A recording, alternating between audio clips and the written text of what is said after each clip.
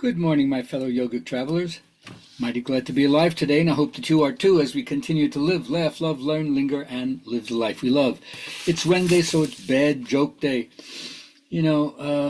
Parents live for their kids up until a certain point. There was this one couple, they were in their 80s. They went to the rabbi, and they said, "Rabbi, we want a divorce." He says, "You've been together for like 65 years. Why are you now asking for divorce now?" He says, "Well, we promised we'd wait until the children were dead." Ooh, dark humor, huh? All right, nonetheless, see what you can do with that one. All right, the word for the day is animals. The nature of the creature world, the creature teachers. So there's a lot we can think about animals as pets, animals as food, animals as representing tremendous diversity all over the planet. So think about it, ruminate on it, elevate the conversation with your friends, or tell me what's your experience that stands out with the thin, the feathered, the furred, the creepy crawlies, and so forth.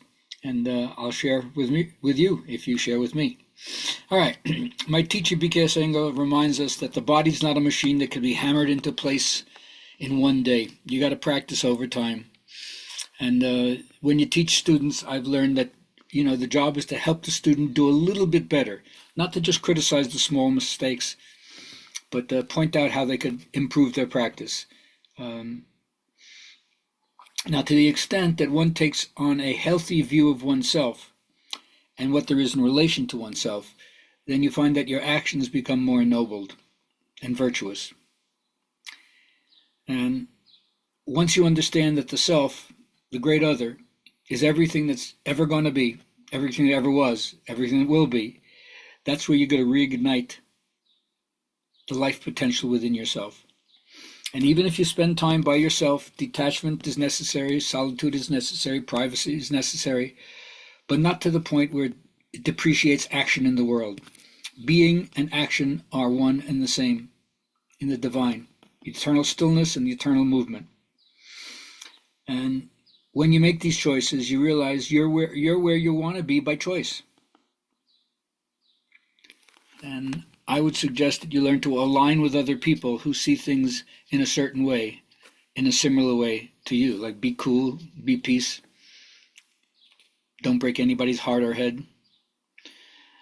And then ultimately find this out for yourself and know that this is true for everybody else as well. Every soul was meant for a purpose, and the light of that purpose was kindled in that soul.